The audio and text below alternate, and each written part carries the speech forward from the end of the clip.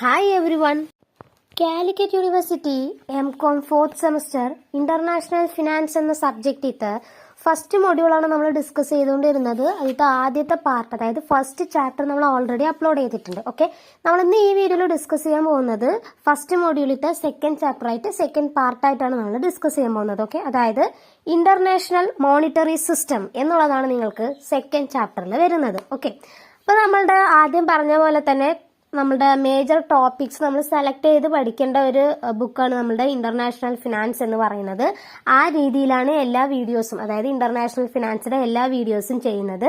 Okay, നിങ്ങൾ അതനുസരിച്ച് നമുക്ക് നമ്മുടെ ഇന്റർനാഷണൽ മോണിറ്ററി സിസ്റ്റം പറഞ്ഞാൽ എന്താണ് എന്നുള്ളത് നമ്മൾ ആദ്യം നോക്കാം. ഓക്കെ, ഈ ഇന്റർനാഷണൽ മോണിറ്ററി സിസ്റ്റം എന്ന് പറയുന്നത് അതായത് ഒരു സെറ്റ് ഓഫ് അഗ്രിമെന്റ്സ് ആണ്. അഗ്രിമെന്റ്സ്, അതേപോലെ തന്നെ റൂൾസ്, അതേപോലെ തന്നെ എന്തെങ്കിലും ഒരു ഗൈഡ് ലൈൻസ്, ഇൻസ്ട്രക്ഷൻസ്, അതേപോലെ തന്നെ എന്തെങ്കിലും ഒരു policies, exchange rates, international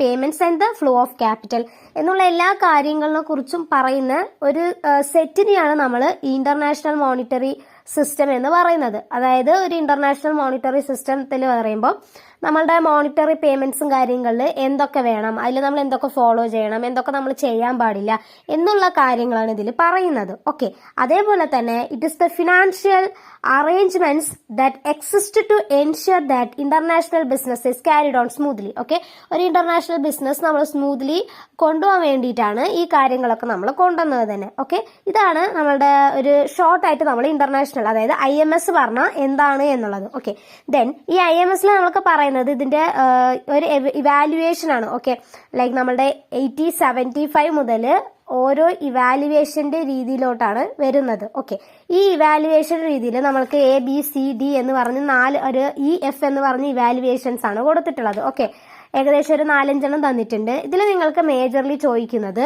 Britain would system 1944 to 1972 എന്നുള്ള ഒരു കാര്യമാണ് നിങ്ങൾക്ക് ചോദിക്കുന്നത്. ഒന്നില്ലെങ്കിൽ 2 വെയിറ്റേജ് അല്ലെങ്കിൽ 3 വെയിറ്റേജ്. ഓക്കെ, ഈ രീതിയിലാണ് നിങ്ങളുടെ ബ്രിട്ടൻ വുഡ് സിസ്റ്റം എന്നുള്ളത് ചോദിക്കുന്നത്. അല്ലാതെ IMSയുടെ ഇവാലുവേഷൻ എന്ന് പറഞ്ഞ കാര്യം ഇതുവരെ എക്സാമിന് നിങ്ങൾക്ക് ചോദിച്ചിട്ടില്ല. ഓക്കെ, അപ്പൊ നമ്മൾ ആ രീതിയിൽ തന്നെ നമ്മളുടെ ഇത് ഡിസ്കസ് ചെയ്യാണ്. ബ്രിട്ടൻ വുഡ് സിസ്റ്റം എന്ന് പറയുന്നതാണ് 1944 to 1972 എന്നുള്ളതാണ്. അതായത് 44 നേഷൻസ് ഗ്യാദർ ചെയ്ത് നമ്മളുടെ USA ഇത് നടന്നത്.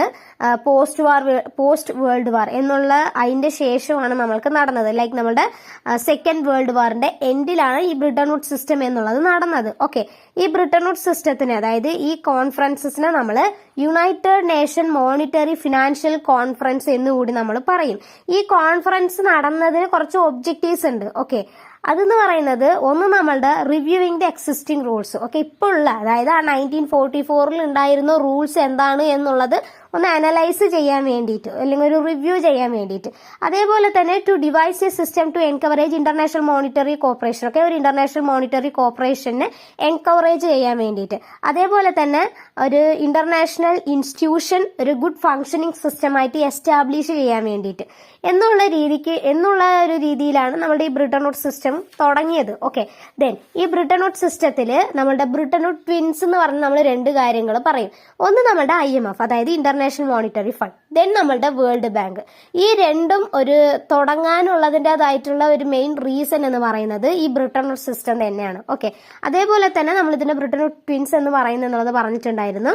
ദെൻ ഈ മോണിറ്ററി സിസ്റ്റം എന്ന് പറയുന്നത് 1945 until 1971 വരെയാണ് ഉണ്ടായിരുന്നത്. ഈ ബ്രിട്ടൻ വുഡ് സിസ്റ്റത്തിൽ എല്ലാ കൺട്രീസും അവരുടെ വാല്യൂസ് എന്ന് പറയുന്നത് പാർ വാല്യൂലാണ് നോക്കുന്നത്. അതേപോലെ തന്നെ മാക്സിമം നമ്മുടെ ബ്രിട്ടൻ വുഡ് സിസ്റ്റത്തിന്റെ നമ്മുടെ പൈസയുടെ വാല്യൂ എന്ന് പറയുന്നത് US ഡോളറിന്റെ ബേസിസിലാണ്. ഓക്കെ, ഡോളറിന്റെ ബേസിസിലാണ്, അതിന്റെ ഒരു മൂല്യത്തിന്റെ ബേസിസിലാണ് ട്രാൻസാക്ഷൻസും കാര്യങ്ങളും നടത്തുന്നത്. ഓക്കെ, ഗോൾഡ് റേറ്റിൽ നമ്മുടെ $35 per ounce ഓഫ് ദ ഗോൾഡിന്റെ ബേസിസിലാണ് നടക്കുന്നത്. ഇതിന് നമ്മൾ dollar based gold exchange standard എന്ന് കൂടി നമ്മൾ പറയും. ഓക്കെ, ഇതൊക്കെയാണ് ഏകദേശം ഇതിന്റെ കാര്യങ്ങൾ എന്ന് പറയുന്നത്. ഓക്കെ, അപ്പൊ ബ്രിട്ടൻ വുഡ് സിസ്റ്റത്തിന്റെ മേജറായിട്ട് അത് വന്നതിന്റെ ഒരു ഇതെന്ന് പറയുമ്പോൾ നമ്മുടെ ബ്രിട്ടൻ വുഡ് ട്വിൻസ് കൊണ്ടുവരാൻ വേണ്ടിയിട്ടാണ്. ഓക്കെ, അതിലൂടെ വന്നതാണ്. ലൈക്ക് നമ്മുടെ IMFും വേൾഡ് ബാങ്കിന് വേണ്ടിയിട്ടാണ് നമ്മുടെ ബ്രിട്ടൻ വുഡ് സിസ്റ്റം. ഒന്നെന്ന് പറയുമ്പോൾ ഫിക്സഡ് എക്സ്ചേഞ്ച് റൂൾസ് ആണ് നമ്മൾ ഗോൾഡിന്റെ ടേംസിൽ നമ്മൾ ഫോളോ ചെയ്യുന്നത്. അതായത് നമ്മൾ പറഞ്ഞു $35 ആണ് എന്നുള്ളത്. ഓക്കെ, അത് ഫിക്സഡ് ആണ്. ഓക്കെ, അതേപോലെ തന്നെ നമ്മളുടെ US ഡോളർ എന്ന് പറയുന്നത് കൺവേർട്ടബിൾ ചെയ്യുന്നതും ഗോൾഡിന്റെ ബേസിസിൽ തന്നെയാണ്. ദെൻ മ്യൂച്വൽ ഇന്റർനാഷണൽ ക്രെഡിറ്റ്സിന് വേണ്ടിയിട്ട് കൊണ്ടുവന്നതാണ്. ദെൻ അതേപോലെ തന്നെ നമ്മളുടെ IMFയുടെ സൂപ്പർവിഷനും അതിന്റെ ക്രിയേഷനും അതിന്റെ ഫംഗ്ഷനിങ്ങിനും കാര്യങ്ങൾക്ക് വേണ്ടിയിട്ടെല്ലാം കൊണ്ടുവന്നതാണ്. അതിന്റെ മാർജിൻ എന്ന് പറയുന്നത് 1% ബേസിസിലാണ് സെറ്റ് ചെയ്ത് വെച്ചിട്ടുണ്ടായിരുന്നത്.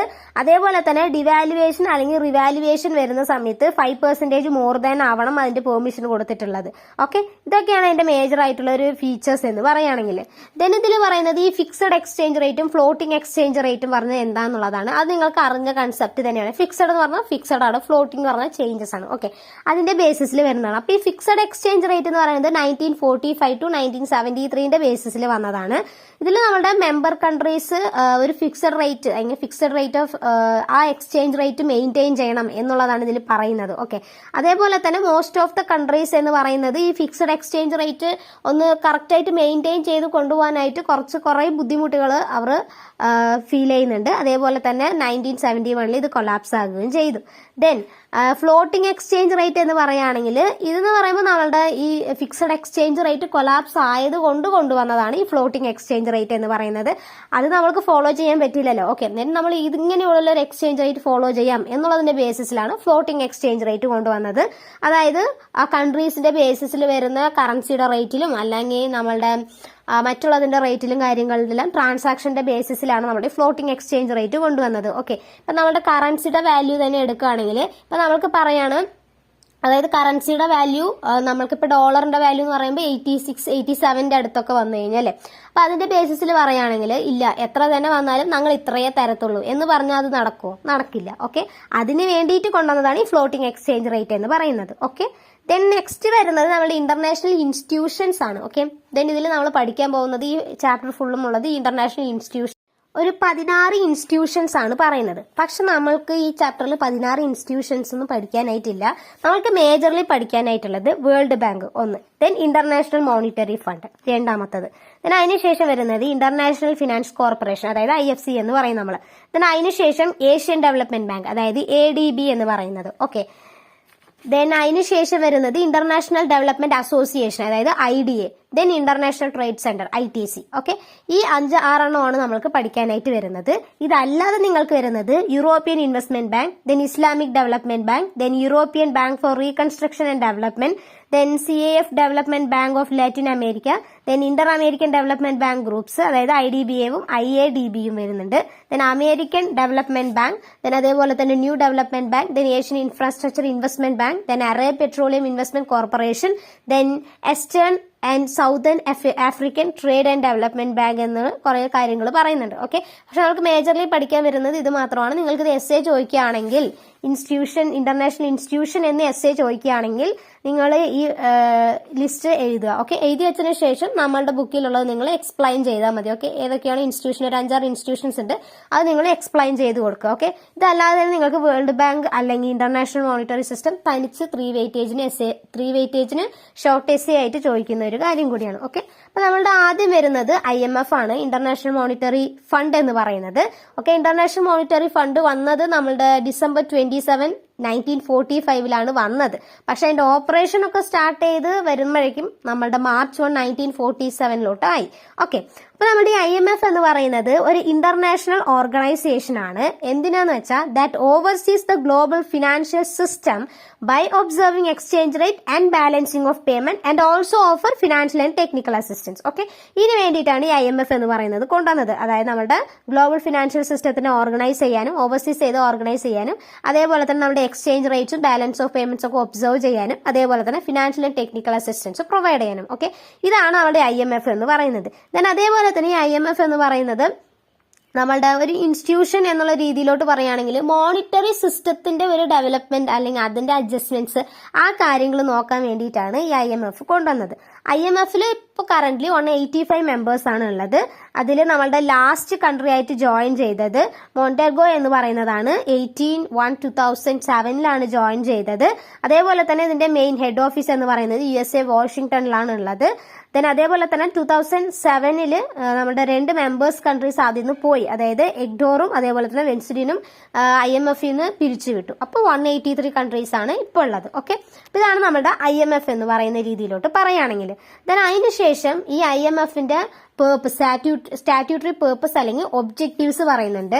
എന്തൊക്കെയാന്ന് വെച്ചാൽ ഇതിന്റെ പോയിന്റ്സ് പഠിക്കുക. ദെൻ ഇതിന്റെ ഉള്ളിലുള്ള കാര്യങ്ങൾ എന്ന് പറയുന്നത് നിങ്ങൾ നിങ്ങളുടെ കയ്യിലുള്ളത് എടുത്ത് തന്നെ എഴുതുക. ഓക്കെ, അല്ലാതെ നിങ്ങൾ ഇത് മൊത്തം മഗപ്പ് ചെയ്തുകൊണ്ട് പോയി എക്സാം ഹോളിൽ ഇരിക്കരുത്. ഓക്കെ, അപ്പൊ ജസ്റ്റ് നിങ്ങൾക്ക് പോയിന്റ്സ് നോക്കിയാൽ തന്നെ മനസ്സിലാകും അതിന്റെ കാര്യങ്ങൾ എന്താണെന്നുള്ളത്. ഓക്കെ, അപ്പൊ അതിന്റെ ഒബ്ജക്റ്റീവ്സ് എന്ന് പറയുന്നത് to promote international monetary corporation. Okay, മനസ്സിലായില്ലേ? നമ്മളുടെ ഇന്റർനാഷണൽ മോണിറ്ററി കോർപ്പറേഷൻ ഡെവലപ്മെന്റ് ചെയ്യാൻ പറ്റില്ലെങ്കിൽ പ്രൊമോട്ട് ചെയ്യാൻ വേണ്ടിയിട്ട് കൊണ്ടുവന്നതാണ്. അതേപോലെ തന്നെ ensure stability in foreign exchange rate, then eliminate exchange control, then establish A system of മൾട്ടിലേറ്ററൽ trade and payment system. മൾട്ടിലേറ്ററൽ എന്ന് പറയുമ്പോൾ ഡിഫറെന്റ് ആയിട്ടുള്ള ഒരു സിസ്റ്റം എന്നുള്ള രീതിയിലോട്ട്. ഓക്കെ, ദെൻ അതേപോലെ തന്നെ to help members nation to achieve balanced economic growth. ഒരു balanced member കൺട്രീസിന് ബാലൻസ്ഡ് എക്കണോമിക് ഗ്രോത്ത് അച്ചീവ് ചെയ്യാൻ വേണ്ടിയിട്ട്. ദെൻ അതേപോലെ തന്നെ eliminate or reduce balance of payments in disequilibrium വരുന്ന സമയത്ത് ബാലൻസ് ഓഫ് പേയ്മെന്റ്സ് എലിമിനേറ്റ് ചെയ്യാനും റെഡ്യൂസ് ചെയ്യാൻ വേണ്ടിയിട്ടും. അതേപോലെ തന്നെ promote investment in backward and under developed കൺട്രീസിലും അതേപോലെ തന്നെ ബാക്ക്വേർഡ് കൺട്രീസിലും ഒരു ഇൻവെസ്റ്റ്മെന്റ് പ്രൊമോട്ട് ചെയ്യാൻ വേണ്ടിയിട്ടൊക്കെയാണ് ഈ IMF എന്ന് പറയുന്നത് കൊണ്ടുവന്നതിന്റെ മേജർ ഒബ്ജക്റ്റീവ്സ് എന്ന് പറയുന്നത്. ദെൻ അതിനുശേഷം ഈ IMFന് കുറച്ച് ഫംഗ്ഷൻസ് ഉണ്ട്. ഓക്കെ, ഫംഗ്ഷൻസ് എന്ന് പറയുമ്പോൾ മെമ്പർ കൺട്രീസിന് അഡ്വൈസ് കൊടുക്കുക. എന്തിന്? എക്കണോമിക് ആൻഡ് മോണിറ്ററി മാറ്റേഴ്സിന്, മോണിറ്ററി സിസ്റ്റം അതിന്റെ ബേസിസിലുള്ള മാറ്റേഴ്സിന്റെ ബേസിസിൽ അഡ്വൈസ് കൊടുക്കുക. അതേപോലെ തന്നെ മോണിറ്ററി റിസർവ് ഫണ്ട്സ് ക്രിയേറ്റ് ചെയ്യാൻ വേണ്ടിയിട്ട്. ദെൻ അതേപോലെ തന്നെ ഫോറിൻ എക്സ്ചേഞ്ച് റേറ്റ് സ്റ്റെബിലൈസ് ചെയ്യാൻ വേണ്ടിയിട്ട്. ദെൻ ടാരിഫ് ഒക്കെ റെഡ്യൂസ് ചെയ്ത് കളയാൻ. ദെൻ അതേപോലെ തന്നെ നമ്മുടെ റിസർച്ച് സ്റ്റഡീസ് ഒക്കെ കണ്ടക്ട് ചെയ്യാൻ. Then machinery for international consultancy provide ചെയ്യാൻ. അതേപോലെ തന്നെ short term training courses like നമ്മുടെ physical monetary policy, balance of payments എന്നുള്ള ബേസിക് ആയിട്ട് വരുന്ന IMFന്റെ ആ രീതിയിലോട്ടുള്ള ഷോർട്ട് ടേം ട്രെയിനിങ്സ് കണ്ടക്ട് ചെയ്യാൻ വേണ്ടിയിട്ടൊക്കെയാണ് IMF. ദെൻ IMFൽ നമുക്ക് നെക്സ്റ്റ് വരുന്ന കൺസെപ്റ്റ് എന്ന് പറയുന്നത് IMFന് കുറച്ച് ക്രിറ്റിസംസ് ഉണ്ട്. ഓക്കെ, എന്തൊക്കെയാന്ന് വെച്ചാൽ ഒന്നെന്ന് പറയുന്നത് നമ്മുടെ കണ്ടീഷണാലിറ്റീസ് ആണ്. കണ്ടീഷണാലിറ്റീസ് എന്ന് പറയുകയാണെങ്കിൽ എന്താണ്? കുറെ കണ്ടീഷൻസ്, റൂൾസ് എന്ന് പറയില്ലേ, അതാണ് നമ്മുടെ കണ്ടീഷണാലിറ്റീസ് എന്ന് പറയുന്നത്. Then high interest rates, then fixation of unscientific quotas. Okay, then discriminatory treatments എന്ന് പറയുകയാണെങ്കിൽ നമ്മൾ ഓരോ ആളിനെ ഫേവർ ചെയ്ത് സംസാരിക്കുന്ന പോലെ പറയില്ലേ, അതാണ് ഈ ഡിസ്ക്രിമിനേറ്ററി ട്രീറ്റ്മെന്റ് എന്നുള്ളതിന്റെ ബേസിസിൽ പറയുന്നത്. Okay, then no success in securing exchange stability. Okay, ഒരു എക്സ്ചേഞ്ച് സ്റ്റെബിലിറ്റി കൊണ്ടുപോകാനായിട്ട് അത്രത്തോളം ഒരു സക്സസ് ആയിട്ടുള്ള ഒരു രീതിയിലോട്ട് അത് പോയിട്ടില്ല എന്നാണ്. അതായത് നമ്മുടെ ഫിക്സഡ് എക്സ്ചേഞ്ച് റേറ്റ് സെറ്റ് ചെയ്തു, അതിനുശേഷം നമ്മൾ ഫ്ലെക്സിബിൾ ഔട്ടിലോട്ട് കൺവേർട്ട് ചെയ്തു. ഇനി ആ ഫ്ലെക്സിബിൾ എത്ര രീതിയിലോട്ടാണ് പോകുന്നത് എന്നുള്ളത് നമ്മൾക്ക് ഇവിടെ ഇരുന്ന് നമ്മൾ ആലോചിക്കുന്ന കാര്യമല്ലല്ലോ. ഓക്കെ, അതെന്ന് പറയുന്നതാണ് next. Then no solution for the liquidity problem. ഒരു ലിക്വിഡിറ്റി പ്രോബ്ലത്തിന് ഒരു സൊല്യൂഷനും നമുക്ക് IMF പ്രൊവൈഡ് ചെയ്യുന്നില്ല എന്നാണ് പറയുന്നത്. അതേപോലെ തന്നെ സെക്കൻഡറി റോൾ ആണ് ഉള്ളത്. ഓക്കെ, സെൻട്രൽ റോൾ എന്ന് പറയുന്നത് നമ്മുടെ IMFന് ഇല്ല, പക്ഷെ സെക്കൻഡറി റോൾ ആണ് ഉള്ളത്. ഷോർട്ട് ടേം ക്രെഡിറ്റ് അറേഞ്ച്മെന്റ്സ് എന്നുള്ള കാര്യങ്ങളൊക്കെയാണ് പ്രൊവൈഡ് ചെയ്യുന്നത്. Then no elimination of multiple exchange rates. Okay, multiple exchange rate വരുന്ന സമയത്ത് നമ്മൾക്ക് ഇവിടെ അതിന്റെ ഈ മൾട്ടിപ്പിൾ എക്സ്ചേഞ്ച് റേറ്റ്സിന് ഒരു എലിമിനേഷൻ IMF പ്രൊവൈഡ് ചെയ്യുന്നില്ല. Then no provision for automatic revaluation of currency. Okay ഒരു ഓട്ടോമാറ്റിക് റിവാലുവേഷൻ ഓഫ് കറൻസി എന്നുള്ളതിന്റെ ബേസിസിൽ വരികയാണെങ്കിൽ അതിനൊരു പ്രൊവിഷൻസും ഇല്ല. Then provisions for inadequate resource to developing countries. Okay, ഒരു ഇന്നാഡിക്വേറ്റ് ആയിട്ടുള്ള ഒരു റിസോഴ്സസ് ആണ് നമ്മുടെ ഡെവലപ്പിംഗ് കൺട്രീസിൽ വരുന്നത്. ഓക്കെ, എന്നുള്ള കാര്യങ്ങളൊക്കെയാണ് നമ്മളുടെ ക്രിറ്റിസംസ് ആയിട്ട് വരുന്നത്. അതേപോലെ തന്നെ നമ്മൾ ഈ ഇന്നാഡിക്വേറ്റ് റിസോഴ്സസ് എന്ന് പറയുകയാണെങ്കിൽ ഈ ഡെവലപ്ഡ് റീപേയ്മെന്റ് ആൻഡ് ഡെപ്റ്റ് കൺട്രീസിന്റെ ബേസിസിലൊക്കെ വരികയാണെങ്കിൽ നമുക്ക് ഫിനാൻഷ്യൽ റിസോഴ്സസ് ഒക്കെയാണല്ലോ അവർ പ്രൊവൈഡ് ചെയ്യുന്നത്. അതായത് അതിന്റെ ഇന്നാഡിക്വേറ്റ് ആയിട്ട് വരുന്നത് നമ്മുടെ എഡ്വോർ, അതേപോലെ തന്നെ ബൊളിവിയ, ദെൻ വെസ്റ്റ്ലിൻ, ബ്രസീൽ, ദെൻ അർജന്റീന, മെക്സിക്കോ എന്നുള്ള കൺട്രീസിനൊക്കെയാണ് ഈ പ്രശ്നങ്ങൾ അവർക്ക്. ഇത്രയാണ് നമ്മുടെ IMFൽ വരുന്ന ലിമിറ്റേഷൻസ് അല്ലെങ്കിൽ ക്രിറ്റിസംസ് എന്ന് പറയുന്നത്. ഓക്കെ, അതിനുശേഷം പറയുന്നത് ഇന്റർനാഷണൽ ലിക്വിഡിറ്റി പറഞ്ഞാൽ എന്താണ് എന്നുള്ളത്. ഓക്കെ, ഇന്റർനാഷണൽ ലിക്വിഡിറ്റി എന്ന് പറയുന്നത് എന്താണ് എന്നുള്ളത്. ഈ ഇന്റർനാഷണൽ ലിക്വിഡിറ്റി എന്ന് പറയുകയാണെങ്കിൽ ഒരു അഗ്രിഗേറ്റ് സ്റ്റോക്ക് ജനറലി നമ്മൾ അക്സെപ്റ്റബിൾ ചെയ്യുന്ന സമയത്ത് ആ അസറ്റ്സിന്റെ ബേസിസിലായിരിക്കും നമ്മൾ ചെയ്യുന്നത്. അതെന്ന് പറയുമ്പോൾ ചെയ്തു തരുന്നത് നമ്മുടെ സെൻട്രൽ ബാങ്ക് സെറ്റിൽ ചെയ്തിട്ട് BOPന്റെ ഡെഫിസിറ്റിൽ നോക്കിയിട്ട്, അല്ലെങ്കിൽ നമ്മുടെ ഇന്റർനാഷണൽ ഒബ്ലിഗേഷന്റെ ബേസിസിലാകും ആ അഗ്രിഗേറ്റ് സ്റ്റോക്ക് ജനറലി നമ്മുടെ അസറ്റ്സിന്റെ ബേസിസിൽ അക്സെപ്റ്റ് ചെയ്തത്. ഇതിൽ വരുന്നത് നമ്മളുടെ റിസർവ്സ് യൂസ് ചെയ്തിട്ട് അവൈലബിൾ മോണിറ്ററി അതോറിറ്റിന്റെ ബേസിസിലാണ് നമ്മുടെ ഡിഫറെന്റ് കൺട്രീസിൽ മീറ്റിംഗ് ഒക്കെ കണ്ടക്ട് ചെയ്തിട്ടാണ് നമ്മൾ ഈ ഇന്റർനാഷണൽ ഒബ്ലിഗേഷൻസും കാര്യങ്ങളൊക്കെ നമ്മൾ സെറ്റ് ചെയ്യുന്നത്. ഓക്കെ, ഇതിനെയാണ് ഈ ഇന്റർനാഷണൽ ലിക്വിഡിറ്റി എന്ന് പറയുന്നത്. ഷോർട്ട് ആയിട്ട് പറയുകയാണെങ്കിൽ international liquidity means the ability of the country to meet its international ഡെപ്റ്റ്. ഓക്കെ, അവരുടെ ഇന്റർനാഷണൽ ഡെപ്റ്റ് മീറ്റ് ചെയ്യാൻ വേണ്ടിയിട്ടുള്ള ഒരു എബിലിറ്റിനെയാണ് ഈ ഇന്റർനാഷണൽ ലിക്വിഡിറ്റി എന്ന് പറയുന്നത്. ആ ഇന്റർനാഷണൽ ലിക്വിഡിറ്റി എങ്ങനെയൊക്കെയാണ് അവർ ചെയ്യുന്നത് എന്നുള്ളതാണ് ആദ്യം നമ്മൾ പറഞ്ഞത്. ഓക്കെ, ജനറലി അക്സെപ്റ്റ് ചെയ്ത് അസറ്റ്സിന്റെ ബേസിസിലൊക്കെ ചെയ്യും, സെൻട്രൽ ബാങ്ക് ചെയ്യും, അതേപോലെ തന്നെ BOP ഡെഫിസിറ്റ്സ് എന്നുള്ള കാര്യങ്ങളൊക്കെ നമ്മൾ എങ്ങനെ ചെയ്യുന്നതാണ് പറഞ്ഞത്. പക്ഷെ എന്താണെന്നുള്ളത് ഇതാണ് നമ്മുടെ ഇന്റർനാഷണൽ ലിക്വിഡിറ്റി എന്ന് പറയുന്നത്. ഓക്കെ, ദെൻ നെക്സ്റ്റ് വരുന്നത് നമ്മളുടെ IMFയുടെ റോളാണ്. ഇന്റർനാഷണൽ ലിക്വിഡിറ്റിയിൽ IMFയുടെ റോൾ എന്താണ് എന്നുള്ളതാണ്. ഓക്കെ, ഇപ്പൊ ഇന്റർനാഷണൽ ലിക്വിഡിറ്റിയിൽ IMFയുടെ ആദ്യത്തെ റോൾ എന്ന് പറയുന്നത് ഡ്രോയിങ് റേറ്റ് ആണ്. സ്പെഷ്യൽ ആയിട്ടുള്ള ഡ്രോയിങ്സ് റേറ്റ് കൊടുക്കുക എന്നുള്ളതാണ്. അതായത് 1969 ബേസിസിലാണ് ഈ IMF ഇൻട്രൊഡ്യൂസ് ചെയ്ത് ഈ സ്കീംസും കാര്യങ്ങളൊക്കെ ഇഷ്യൂ ചെയ്തത്. അതായത് നമ്മുടെ SDR 146 ബില്യന്റെ ബേസിസിൽ വരുന്ന സമയത്ത് നമ്മൾ ജനറൽ അക്കൗണ്ട് ഒക്കെ ഓപ്പൺ ചെയ്തിട്ട് അതിന്റെ ബേസിസിലാകും ഈ സ്പെഷ്യൽ ഡ്രോയിങ് റൈറ്റ്സ് ഒക്കെ നമ്മൾ കൊടുക്കുന്നത്. ഓക്കെ, അപ്പൊ ഇതിൽ തന്നെ നമ്മുടെ ക്ലിയറിംഗ് ഹൗസ് ഉണ്ട്, അതേപോലെ തന്നെ നമ്മുടെ BOP ഇക്ലിബ്രിയം ഉണ്ട്, then banks and governments financing international ലിക്വിഡിറ്റിക്ക് ഹെൽപ്പ് ചെയ്യുന്നുണ്ട് എന്നുള്ള കാര്യങ്ങളൊക്കെയാണ് ഇതിൽ പറയുന്നത്. ഇത് നിങ്ങൾ ജസ്റ്റ് ഒന്ന് വായിക്കുക, വായിച്ചിട്ട് നിങ്ങൾക്ക് എന്ത് മനസ്സിലായോ അത് നിങ്ങൾ എഴുതുക. ഓക്കെ, പക്ഷെ പോയിന്റ്സ് മാത്രം വൃത്തിയിൽ എഴുതുക. ഓക്കെ, ദെൻ നെക്സ്റ്റ് വരുന്നത് കോട്ടാസ് ആണ്. കോട്ടാസ് എന്ന് പറയുകയാണെങ്കിൽ അതായത് ഇതിൽ നമ്മുടെ എല്ലാ മെമ്പേഴ്സിനും 4 years under general review quotas ഉണ്ടാകും. അതേപോലെ തന്നെ ഇപ്പൊ നമ്മുടെ മെമ്പേഴ്സിന് 7.6 ബില്യൺ എന്നുള്ളതിന്റെ ബേസിസിലാണ് 1947 SDR 212 ബില്യൺ 1998 ബേസിസിലുമാണ് വന്നത്. ഓക്കെ, അപ്പൊ അതാണ് ഈ കോട്ട എന്ന് പറയുന്നത്. ദെൻ സെല്ലിംഗ് ഗോൾഡ് സെല് ചെയ്തതിന്റെ ബേസിസിലാണ് അതിന്റെ നെക്സ്റ്റ് റോൾ എന്ന് പറയുന്നത്. ദെൻ ബോറോയിങ്സിൽ, ദെൻ റിസർവ് ട്രാൻസസിൽ. റിസർവ് ട്രാൻസ് എന്ന് പറയുകയാണെങ്കിൽ നമ്മുടെ ഈ ലെൻഡിങ് റിസോഴ്സസ് കൊടുക്കൂലേ കൺട്രീസിന്, നമ്മൾ ആ ലെൻഡിങ് റിസോഴ്സസിനെയാണ് ഈ റിസർവ് ട്രാൻസസ് എന്ന് പറയുന്നത്. അതായത് നമ്മുടെ ഈ ഗോൾഡ് ഓർ റിസർവ് ട്രാൻസസ് ഒക്കെയാണ് ഇതിൽ വരുന്നത്. ഓക്കെ, ദെൻ ക്രെഡിറ്റ് ട്രാൻസ് എന്ന് പറയുകയാണെങ്കിൽ നമ്മുടെ ബാലൻസ് കോട്ടാസിൽ 4 ഇൻസ്റ്റാൾമെന്റ് ബേസിസിലായിരിക്കും നമ്മൾ കൊടുക്കുന്നത്. അത് 100% സെറ്റിൽമെന്റ് ആയിരിക്കും അവിടെ നടത്തുന്നത്, ഡ്രോയിങ്സ് നടത്തുന്നതായിരിക്കും. അതേപോലെ തന്നെ ഈ മെമ്പർ കൺട്രീസിന് ഒരു സേഫ്റ്റിയും കൂടി പ്രൊവൈഡ് ചെയ്തിട്ടാണ് ഇവർ ഇത് ചെയ്യുന്നത്. ദെൻ ന്യൂ ക്രെഡിറ്റ് ഫെസിലിറ്റീസ് നമ്മൾ കൊടുക്കും. അതായത് നമ്മുടെ കുറെ ഫെസിലിറ്റീസ് ഉണ്ടാകും, CCL, CCFF, SGFF എന്നുള്ള കാര്യങ്ങളൊക്കെ നമ്മൾ കൊടുക്കും. ഇതിന്റെ എക്സ്പ്ലനേഷൻ ഒന്നും നിങ്ങൾ എഴുതാനായിട്ട് നിൽക്കണ്ട, ജസ്റ്റ് ഇത് മാത്രം എഴുതി വെച്ചാൽ മതി. ഓക്കെ, ദെൻ IDA റിപ്ലഷൻമെന്റ് കൊടുക്കുന്നത്, അതായത് ഒരു അനദർ ഇമ്പോർട്ടന്റ് ആയിട്ടുള്ള ഒരു ഇൻക്രീസിംഗ് ഇന്റർനാഷണൽ ലിക്വിഡിറ്റിക്ക് വേണ്ടി യൂസ് ചെയ്യുന്ന ഒരു റീപ്ലഷൻമെന്റ് ടൂൾ ആയിട്ട് വേണമെങ്കിൽ നമ്മൾക്ക് പറയാം. ഓക്കെ, നമ്മുടെ ഡെവലപ്പിംഗ് കൺട്രീസിൽ 3 years ബേസിസിലാണ് നമ്മളിത് എക്സാമിന് അങ്ങനെ ചോദിച്ചു കണ്ടിട്ടില്ല, അതായത് ഒരു ക്വസ്റ്റ്യൻ പേപ്പറിലാണ് വന്നിട്ടുള്ളത്. ഓക്കെ, ജസ്റ്റ് ഇതൊന്ന് നോക്കിയിട്ട് പോകുക. ഓക്കെ, ദെൻ നെക്സ്റ്റ് പറയുന്നതാണ് നമ്മുടെ രണ്ടാമത്തെ ഇന്റർനാഷണൽ ഇൻസ്റ്റിറ്റ്യൂഷൻ എന്ന് പറയുന്നത് വേൾഡ് ബാങ്ക്. ഓക്കെ, അതിൽ നമുക്ക് IBRD എന്നും പറയാം. ദെൻ ഇതെന്ന് പറയുന്നത് നമ്മുടെ IBRD എന്ന് പറയുന്നത് international bank for reconstruction and development എന്നാണ് പറയുന്നത്. 1945 വന്നത്. ബ്രിട്ടൻ വുഡ് അഗ്രിമെന്റ് ബേസിസിലാണ് ഇത് കൊണ്ടുവന്നതും. ഓക്കെ, ദെൻ നമ്മളുടെ ഈ IBRD എന്ന് പറയുകയാണെങ്കിൽ നമ്മളുടെ ഇന്റർനാഷണൽ ഗവൺമെന്റ് ഇൻസ്റ്റിറ്റ്യൂഷന്റെ ബേസിസിൽ കോർപ്പറേറ്റ് ചെയ്ത ഒരു ഫോം ആണ്. അതേപോലെ തന്നെ മോർ ദാൻ 188 മെമ്പേഴ്സ് ഉണ്ട്. 15th August 2015. Okay, 15th August 2015 ഇത്രയും കൺട്രീസ് ഉണ്ടെന്നാണ് പറയുന്നത്. അതേപോലെ തന്നെ world bank group 5 closely associated ഇൻസ്റ്റിറ്റ്യൂഷൻസുമായിട്ടാണ് ഉള്ളത്. അതായത് നമ്മുടെ IDA ക്ലോസ്ലി 5 അസോസിയേഷൻസ് ആണ് ഉള്ളത്. International bank for reconstruction and development, then international development association, then the international finance corporation, then international investment guarantee agency, then അതേപോലെ തന്നെ international centre for settlement of investment disputes എന്ന് പറയുന്നത്. Okay, ഇത് നിങ്ങൾക്ക് ഇതിന്റെ full form മറന്നുപോയാലും നിങ്ങൾ മറ്റതിന്റെ short ഫോമെങ്കിലും എഴുതി വെച്ചിട്ട് വരിക. ഓക്കെ, അപ്പൊ ഇതാണ് നിങ്ങളുടെ ഈ വേൾഡ് ബാങ്ക് എന്ന് പറയുന്നത്. 5 ഇൻസ്റ്റിറ്റ്യൂഷൻസ് നമ്മൾ പറഞ്ഞു. ഓക്കെ, ദെൻ നെക്സ്റ്റ് ഇതിൽ പറയുന്നത് IBRDയുടെ ഒബ്ജക്റ്റീവ്സ് ആണ്. IBRD എന്ന് ചോദിച്ചാലും വേൾഡ് ബാങ്ക് എന്ന് ചോദിച്ചാലും രണ്ടും ഒന്ന് തന്നെയാണ്. ഓക്കെ, ദെൻ ഇതിന്റെ ഒബ്ജക്റ്റീവ്സ് എന്ന് പറയുന്നത് നമ്മളുടെ ഒരു ഇന്റർനാഷണൽ ട്രേഡിൽ ഒരു ബാലൻസ്ഡ് ഗ്രോത്ത് കൊണ്ടുവരാൻ വേണ്ടിയിട്ട്, അതേപോലെ തന്നെ റീകൺസ്ട്രക്ഷൻ വർക്ക്സിന് വേണ്ടിയിട്ട്, ദെൻ അതേപോലെ തന്നെ നമ്മളുടെ പ്രൊഡക്ഷൻ കപ്പാസിറ്റി എന്നുള്ള കാര്യങ്ങളൊക്കെ ഡെവലപ്പ് ചെയ്യാൻ വേണ്ടിയിട്ട്, പിന്നെ അതേപോലെ തന്നെ ഇന്റർനാഷണൽ ഇൻവെസ്റ്റ്മെന്റിന്റെ ആ ക്യാപിറ്റൽ ഡെവലപ്മെന്റ്സ്, അതേപോലെ തന്നെ നമ്മുടെ കൺട്രീസിനെ ഡെവലപ്പ് ചെയ്യാൻ വേണ്ടിയിട്ട്, ദെൻ അതേപോലെ തന്നെ പ്രൈവറ്റ് ഫോറിൻ ഇൻവെസ്റ്റ്മെന്റ് ഡിഫറെന്റ് കൺട്രീസിന് പ്രൊമോട്ട് ചെയ്യാൻ വേണ്ടിയിട്ട്,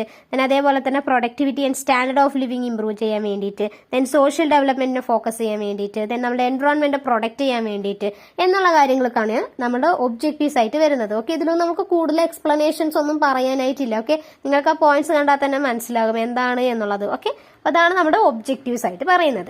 ദെൻ നെക്സ്റ്റ് പറയുന്നത് ഫങ്ഷൻസ് ആണ്. ഫങ്ഷൻസ് എന്ന് പറയുമ്പോൾ ഇവിടെ നമുക്ക് 4 ഫങ്ഷൻസേ പറയുന്നുള്ളൂ. ഒന്ന് നമ്മുടെ reconstruction and development of countries. Okay, നിങ്ങൾക്ക് പോയിന്റ്സ് വായിക്കുമ്പോൾ തന്നെ മനസ്സിലായില്ലേ എന്താന്നുള്ളത്. Reconstruction and development of countries, then promotion of private foreign investment, then promotion of international trade, then arrangements of loans. Okay, എന്നുള്ള 4 എണ്ണമാണ് നമ്മുടെ IBRയുടെ ഫങ്ഷൻസ് ആയിട്ട് പറയുന്നത്. ഓക്കെ, IMFയുടെയും വേൾഡ് ബാങ്ക് അല്ലെങ്കിൽ IBRയുടെയും ഡിഫറൻസ് ആണ്. ഇതല്ലാതെ തന്നെ ഇതിന്റെ ഇടയിൽ കുറെ കാര്യങ്ങൾ പറയുന്നുണ്ട്. നിങ്ങൾക്ക് സമയമുണ്ടെങ്കിൽ നിങ്ങൾ അത് വായിച്ചു നോക്കുക. ഓക്കെ, ദെൻ നമുക്ക് ഇതിന്റെ ഡിഫറൻസ് നോക്കാം. IMFും വേൾഡ് ബാങ്കും. IMF എന്ന് പറയുന്നത് എന്താണ്? Supervise the international monetary system ആണ്. ഓക്കെ, ഇന്റർനാഷണൽ മോണിറ്ററി സിസ്റ്റത്തിന് സൂപ്പർവൈസ് ചെയ്യാനും ഗൈഡ് ലൈൻസും കാര്യങ്ങളൊക്കെ പ്രൊവൈഡ് ചെയ്യാൻ വേണ്ടിയിട്ടാണ് IMF കൊണ്ടുവന്നത്. പക്ഷെ വേൾഡ് ബാങ്ക് കൊണ്ടുവന്നത് എക്കണോമിക് ഡെവലപ്മെന്റ്സിന് വേണ്ടിയിട്ടാണ്. പൂറസ്റ്റ് കൺട്രീസിലെ എക്കണോമിക് ഡെവലപ്മെന്റ്സിന് വേണ്ടിയിട്ടാണ്. ദെൻ IMF എന്ന് പറയുന്നത് നമ്മുടെ എക്സ്ചേഞ്ച് സ്റ്റെബിലിറ്റി, അതേപോലെ തന്നെ അതിന്റെ orderly exchange relations among members countries എന്നുള്ളതൊക്കെ പ്രൊമോട്ട് ചെയ്യുന്നുണ്ട്.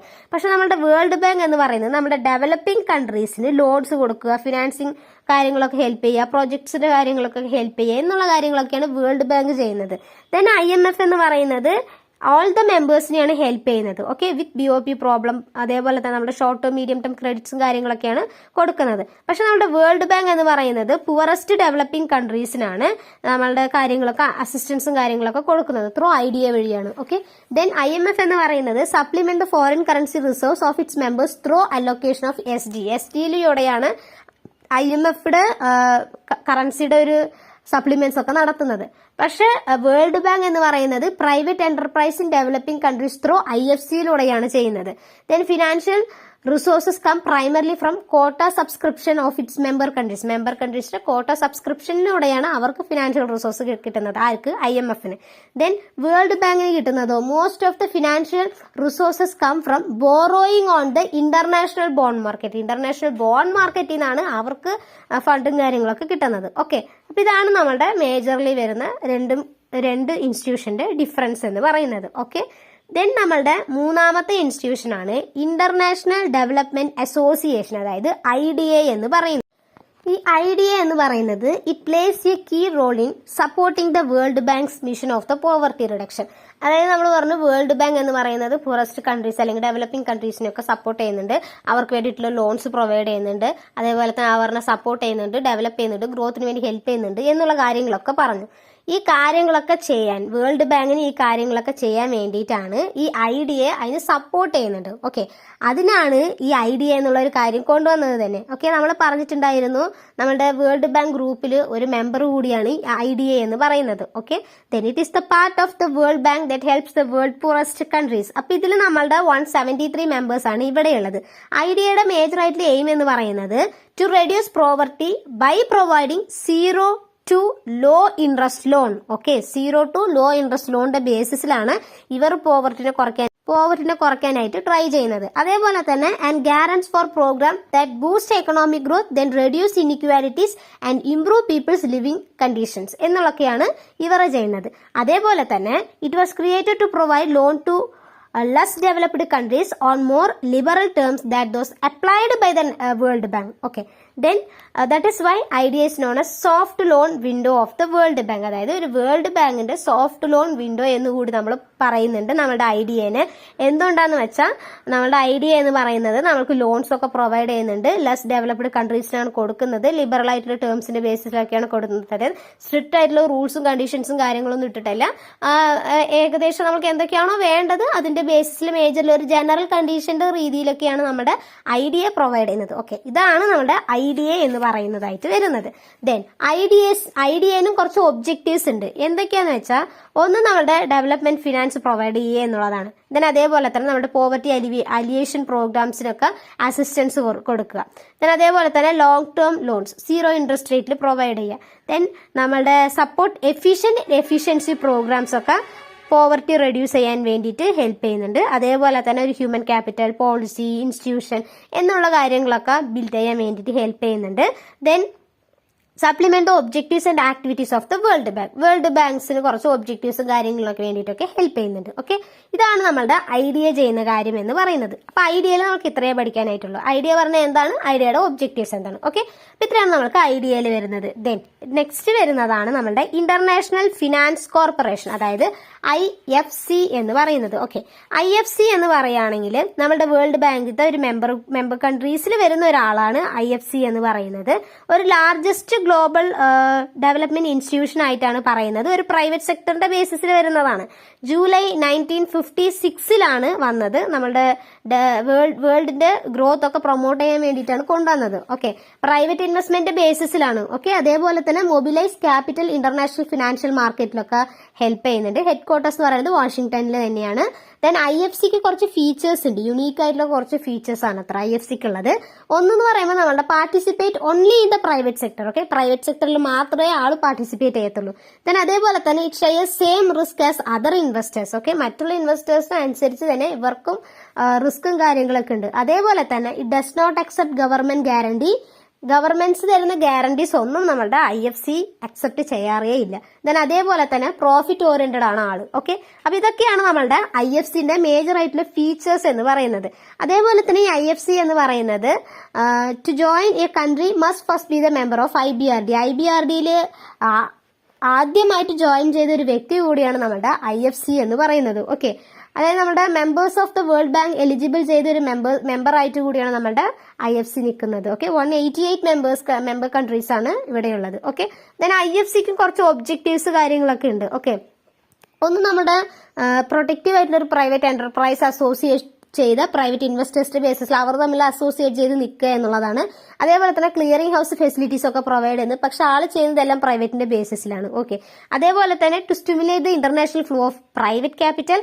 അതേപോലെ തന്നെ ഡെവലപ്മെന്റ്, അതായത് നമ്മുടെ ലോക്കൽ ക്യാപിറ്റൽ മാർക്കറ്റ്സിന് എൻകറേജ്മെന്റ്സിന് വേണ്ടിയിട്ടൊക്കെ ഹെൽപ്പ് ചെയ്യുന്നുണ്ട്. ഇത് മേജർ ആയിട്ട് വരുന്ന ഒബ്ജക്റ്റീവ്സ്. ഇതല്ലാതെ തന്നെ കുറച്ച് വരുന്ന ഒബ്ജക്റ്റീവ്സും കാര്യങ്ങളുണ്ട്. നമ്മുടെ സസ്റ്റൈനബിൾ അഗ്രികൾച്ചറൽ ഓപ്പർച്യൂണിറ്റീസ്, അതേപോലെ തന്നെ ഹെൽത്ത് ആൻഡ് എഡ്യൂക്കേഷൻ സെക്ടേഴ്സിന്, ദെൻ അതേപോലെ തന്നെ നമ്മുടെ ഫിനാൻസിങ്, മൈക്രോ ഫിനാൻസിംഗിൽ, ദെൻ അതേപോലെ തന്നെ ഇൻഫ്രാസ്ട്രക്ചറിന്, ദെൻ സ്മോൾ ബിസിനസ് ഗ്രോത്തിന് വേണ്ടിയിട്ട്, അതേപോലെ തന്നെ ക്ലൈമറ്റ് ഹെൽത്തിന് വേണ്ടിയിട്ട് അതിന് വരുന്ന ഇൻവെസ്റ്റ്മെന്റ്സും കാര്യങ്ങളും. ഓക്കെ, ദെൻ പീപ്പിൾസ് പോവർട്ടീസ് കാര്യങ്ങളൊക്കെ വരുന്ന ആൾക്കാർക്ക് അതിനെ എസ്കേപ്പ് ചെയ്യാൻ വേണ്ടിയിട്ട് എന്തെങ്കിലുമൊക്കെ കാര്യങ്ങൾ ചെയ്തു കൊടുക്കുന്നുണ്ട്. റിസോഴ്സസിന്റെ ബേസിസിലാണ് ചെയ്യുന്നത്. ഓക്കെ, ദെൻ അതേപോലെ തന്നെ നമുക്ക് കോമ്പറ്റേറ്റീവ് മാർക്കറ്റ് ആക്സസബിൾ ചെയ്യാൻ വേണ്ടിയിട്ട് ഒരു ജോബ് ഡെലിവറിയുടെ ബേസിസിലുള്ള കാര്യങ്ങൾക്ക് വേണ്ടിയിട്ടൊക്കെ IFC നിന്ന് കൊടുക്കുന്നുണ്ട്. ഓക്കെ, IFC എന്ന് പറയുന്നത് 1956 ബേസിസിലാണ്. പക്ഷെ ലിവറേജ്ഡ് ബില്യൺ എന്ന് പറയുന്നത് $285 ബില്യൺ ആണ് വരുന്നത്. ഓക്കെ, അതേപോലെ തന്നെ മില്യൺസ് ഓഫ് പീപ്പിൾസിന്, അതായത് ഏകദേശം 100 കൺട്രീസിന്റെ ബേസിസിൽ ഹെൽപ്പ് ചെയ്യുന്നുമുണ്ട്. ഓക്കെ, ഇതാണ് നമ്മളുടെ IFC. ദെൻ നമ്മളുടെ നെക്സ്റ്റ് ഇൻസ്റ്റിറ്റ്യൂഷൻ, അതായത് നമ്മുടെ 5ാമത്തെ ഇൻസ്റ്റിറ്റ്യൂഷൻ ആണ് ഏഷ്യൻ ഡെവലപ്മെന്റ് ബാങ്ക്, അതായത് IDB എന്ന് പറയുന്നത്. IDB എന്ന് പറയുന്നത് നമ്മുടെ റീജിയണൽ ഡെവലപ്മെന്റ് ബാങ്ക്സിന്റെ ബേസിസിലാണ് വന്നത്. ഓക്കെ, അതായത് നമ്മുടെ റെസ്പെക്റ്റീവ് റീജിയൻസ് എന്ന് പറയുമ്പോൾ നമ്മുടെ ആഫ്രിക്കൻ ഡെവലപ്മെന്റ് ബാങ്ക്സ്, അതേപോലെ തന്നെ Caribbean development banks, Asian development banks ഇന്നുള്ള കൂട്ടത്തിലുള്ള ഒരാളാണ് നമ്മുടെ ഏഷ്യൻ ഡെവലപ്മെന്റ് ബാങ്ക് എന്ന് പറയുന്നത്. ഓക്കെ, ഫീസ് എന്ന് പറയുന്നത് നമ്മുടെ പ്രോവർട്ടി റെഡ്യൂസ് ചെയ്യാൻ വേണ്ടിയിട്ട് കൊണ്ടുവന്നതാണ്. അതേപോലെ തന്നെ എക്കണോമിക് ഗ്രോത്ത് പ്രൊമോട്ട് ചെയ്യാൻ വേണ്ടിയിട്ട്, ഹ്യൂമൻ ഡെവലപ്മെന്റ്സിന് ഹെൽപ്പ് ചെയ്യാൻ വേണ്ടിയിട്ട്, സപ്പോർട്ട് ചെയ്യാൻ വേണ്ടിയിട്ട്, അതേപോലെ തന്നെ മേജർലി നമ്മുടെ വുമൻസിന്റെ സ്റ്റാൻഡേർഡ്സ് ഇംപ്രൂവ് ചെയ്യാൻ വേണ്ടിയിട്ട്. ഓക്കെ, അതേപോലെ തന്നെ നമ്മുടെ എൻവയോൺമെന്റ് പ്രൊട്ടക്ട് ചെയ്യാൻ വേണ്ടിയിട്ട്, നമ്മുടെ കിട്ടുന്ന റിസോഴ്സസിനെ യൂട്ടിലൈസ് ചെയ്യാൻ വേണ്ടിയിട്ട്. ഓക്കെ, എന്നുള്ള കാര്യങ്ങളൊക്കെയാണ് ഒബ്ജക്റ്റീവ്സ് ആയിട്ട് വരുന്നത്. ദെൻ വരുന്നത് IDBയുടെ ഫംഗ്ഷൻസ് ആണ്. ഫംഗ്ഷൻസ് എന്ന് പറയുമ്പോൾ ലോൺസ് പ്രൊവൈഡ് ചെയ്യുന്നുണ്ട്. ഇക്വിറ്റി ഇൻവെസ്റ്റ്മെന്റ് ബേസിസിലാണ് മെമ്പേഴ്സിനാണ് പ്രൊവൈഡ് ചെയ്യുന്നത്. മെമ്പേഴ്സ് കൺട്രീസിനാണ് പ്രൊവൈഡ് ചെയ്യുന്നത്. ദെൻ ടെക്നിക്കൽ അസിസ്റ്റൻസും കാര്യങ്ങളും പ്ലാനിങ്ങും എക്സിക്യൂഷനും വേണ്ടിയിട്ടൊക്കെ പ്രൊവൈഡ് ചെയ്യുന്നുണ്ട്. ദെൻ അതേപോലെ തന്നെ പബ്ലിക്, അതേപോലെ തന്നെ പ്രൈവറ്റ് ക്യാപിറ്റൽ ഡെവലപ്മെന്റ്സിനും അതിന് ഫെസിലിറ്റേറ്റ് ചെയ്യാനും ഹെൽപ്പ് ചെയ്യുന്നുണ്ട്. അവൈലബിൾ ക്യാപിറ്റൽ റിസോഴ്സസിനെ കറക്റ്റ് ആയിട്ടുള്ള രീതിയിൽ യൂട്ടിലൈസ് ചെയ്യാൻ വേണ്ടിയിട്ടും അതിന്റെ ഒരു ഫംഗ്ഷൻസ് ആണ്. അതേപോലെ തന്നെ നമുക്ക് നമ്മുടെ യുണൈറ്റഡ് നേഷൻസും അതർ ഇന്റർനാഷണൽ റീജിയണൽ ലോക്കൽ ഓർഗനൈസേഷൻസും കാര്യങ്ങൾക്കെല്ലാം ഫണ്ട്സ് മൊബിലൈസേഷൻ ചെയ്യാനും കോപ്പറേറ്റ് ചെയ്യാനും എല്ലാം വേണ്ടിയിട്ട് രീതിയിലുള്ള ഫംഗ്ഷൻസ് നമ്മുടെ IDB ചെയ്യുന്നുണ്ട്. ദെൻ നമ്മളുടെ നെക്സ്റ്റ് ലാസ്റ്റ് ഇൻസ്റ്റിറ്റ്യൂഷൻ ആണ് ഇന്റർനാഷണൽ ട്രേഡ് സെന്റർ എന്ന് പറയുന്നത്. അതായത് നമ്മുടെ ഇന്റർനാഷണൽ ട്രേഡ് സെന്റർ എന്ന് പറയുന്നത് ഒരു മൾട്ടിലേറ്ററൽ ഏജൻസിയാണ്. ഇത് ജോയിൻ ചെയ്ത് മാൻഡേറ്റ് ചെയ്യുന്നത് നമ്മുടെ വേൾഡ് ട്രേഡ് ഓർഗനൈസേഷൻ ആണ് ഇത് ചെയ്യുന്നത്. അതേപോലെ തന്നെ നമ്മുടെ United Nations through conferences on trade and development, അതായത് നമ്മുടെ UNCDAD ഇവരുടെ ബേസിസിലൊക്കെയാണ് നമ്മുടെ ITC വന്നത്. ഓക്കെ, ദെൻ ITC എന്ന് പറയുന്നത് വന്നതിന്റെ റീസൺ എന്ന് പറയുന്നത് കോപ്പറേറ്റീവിന് വേണ്ടിയിട്ടാണ്. നമ്മുടെ UNCADന്റെയും അതേപോലെ തന്നെ WTO അവർ രണ്ടാളും കോപ്പറേഷന് വേണ്ടിയിട്ടൊക്കെയാണ് കൊണ്ടുവന്നത്. നമ്മുടെ WTO എന്ന് പറയുന്നത് നമ്മളുടെ ഗാർഡ് അഗ്രിമെന്റ്സിനെയൊക്കെ റീപ്ലേസ് ചെയ്തിട്ട് കൊണ്ടുവന്ന ഒരു ഏജൻസി കൂടിയാണ് നമ്മളുടെ WTO എന്ന് പറയുന്നത്. ഓക്കെ, അപ്പൊ അവർക്ക് വേണ്ടിയിട്ടുള്ള സപ്പോർട്ട് പ്രൊവൈഡ് ചെയ്യുക. ദെൻ അതേപോലെ തന്നെ നമ്മളുടെ WTOക്ക് വേണ്ടിയിട്ടുള്ള കാര്യങ്ങൾ പ്രൊവൈഡ് ചെയ്യുക. ദെൻ അതേപോലെ തന്നെ ക്ലിയറിംഗ് ഫംഗ്ഷൻസും കാര്യങ്ങളും ചെയ്തു കൊടുക്കുക. സബ്സിഡറി ഏജൻസി ആയിട്ട് പ്രൊവൈഡ് ചെയ്യുക. സൂപ്പർവൈസിങ്ങിന് വേണ്ടിയിട്ട് നിൽക്കുക. അതേപോലെ തന്നെ അവർക്ക് വർക്ക്സും കാര്യങ്ങളും ചെയ്തു കൊടുക്കുക. അതേപോലെ തന്നെ നമ്മളുടെ മറ്റുള്ള സ്പെസിഫിക് ആയിട്ടുള്ള സ്പെഷ്യലിസ്റ്റ് ആയിട്ടുള്ള ട്രേഡിംഗ് പോളിസീസ് റെഗുലേഷൻസും കാര്യങ്ങളൊക്കെ പറഞ്ഞു കൊടുക്കുക എന്നുള്ള രീതിയിലൊക്കെയാണ് നമ്മുടെ ITC വന്നത്. ഓക്കെ, ITCയിൽ അപ്രോക്സിമേറ്റ്ലി 300 എംപ്ലോയീസും 80 നാഷണാലിറ്റീസും ആണ് അവിടെ ഉള്ളത്. ഓക്കെ, ഇതാണ് നമ്മളുടെ ITCയിൽ വരുന്ന മേജർ ആയിട്ടുള്ള ഒരു കാര്യം എന്ന് പറയുന്നത്. ഓക്കെ, നിങ്ങൾ ജസ്റ്റ് ഇത് എന്താണെന്നുള്ളത് മാത്രം അറിഞ്ഞു വെക്കുക. ITC എന്ന് പറയുന്നത് നിങ്ങൾക്ക് SA ചോദിക്കുകയാണെങ്കിൽ വേൾഡ് ബാങ്ക് ഇൻസ്റ്റിറ്റ്യൂഷന്റെ SA ചോദിക്കുകയാണെങ്കിൽ നിങ്ങൾ ജസ്റ്റ് ഇതൊന്ന് മെൻഷൻ ചെയ്യുക. ഓക്കെ, അത് മാത്രം മതി. അല്ലാതെ നിങ്ങൾക്ക് ITC എടുത്ത് ചോദിച്ചിട്ടില്ല ഇതുവരെയ്ക്കും. ഇതിന് ITCക്ക് കുറച്ച് ഒബ്ജക്റ്റീവ്സ് ഉണ്ട്. ഒന്ന് നമ്മളുടെ അവയർനെസ് പ്രൊവൈഡ് ചെയ്യാൻ വേണ്ടിയിട്ട്, ഓക്കെ, ട്രേഡിംഗ് ഇന്റലിജൻസിന്റെ അവയർനെസ് പ്രൊവൈഡ് ചെയ്യാൻ വേണ്ടിയിട്ട്, ഇൻസ്റ്റിറ്റ്യൂഷൻസ് സപ്പോർട്ടും സ്ട്രെങ്തനിങ് ചെയ്യാൻ വേണ്ടിയിട്ട്, പോളിസീസിന് ബെനിഫിറ്റ്സ് എക്സ്പോർട്ട് എന്റർപ്രൈസസും കാര്യങ്ങളും എല്ലാത്തിനും എൻഹാൻസ് ചെയ്യാൻ വേണ്ടിയിട്ട്, അതേപോലെ തന്നെ എക്സ്പോർട്ട് കപ്പാസിറ്റി, പിന്നെ അതേപോലെ തന്നെ നമ്മുടെ ഇന്റഗ്രേഷൻസ് ബിസിനസ് സെക്ടറിന്റെ ഡെവലപ്മെന്റ്സ് കാര്യങ്ങളിന് സ്ട്രെങ്തൻ ചെയ്യാൻ വേണ്ടിയിട്ട്, പിന്നെ അതേപോലെ തന്നെ ട്രേഡ് ആൻഡ് ഇൻവെസ്റ്റ്മെന്റ് സപ്പോർട്ട് ചെയ്യാൻ വേണ്ടിയിട്ട്, ഇംപ്രൂവ് ചെയ്യാൻ വേണ്ടിയിട്ട്, അതേപോലെ തന്നെ ഇന്റർനാഷണൽ കോമ്പറ്റേറ്റീവ്, അതായത് നമ്മുടെ SMC സ്മോൾ സ്കെയിൽ ഇൻഡസ്ട്രീസ് ഒക്കെ ഉണ്ടാവില്ല, അവർക്കൊക്കെ ഒരു ഇംപ്രൂവ്മെന്റ് കൊടുക്കാൻ വേണ്ടിയിട്ട്, അതേപോലെ തന്നെ നമ്മുടെ ട്രാൻസാക്ഷൻ എക്കണോമിക് ഡെവലപ്മെന്റ്സ്, അതേപോലെ തന്നെ അവർ തമ്മിൽ ഒരു കണക്ഷൻസ് കൊണ്ടുവരാനൊക്കെയാണ് നമ്മളുടെ ITC ഒബ്ജക്റ്റീവ്സ് എന്ന് പറയുന്നത്. ഓക്കെ, അപ്പൊ ഇത്രയാണ് നിങ്ങളുടെ സെക്കൻഡ് ചാപ്റ്ററിൽ വരുന്നത്. ഇത്രയാണ് നമ്മുടെ ഫസ്റ്റ് മൊഡ്യൂളിൽ വരുന്നത്. ഓക്കെ, നമുക്ക് സെക്കൻഡ് ചാപ്റ്ററിൽ മേജർലി പഠിക്കാൻ വരുന്നത് ഇൻസ്റ്റിറ്റ്യൂഷൻസ് ആണ്. മേജർലി നമ്മുടെ IMF ഉം വേൾഡ് ബാങ്കും. ഓക്കെ,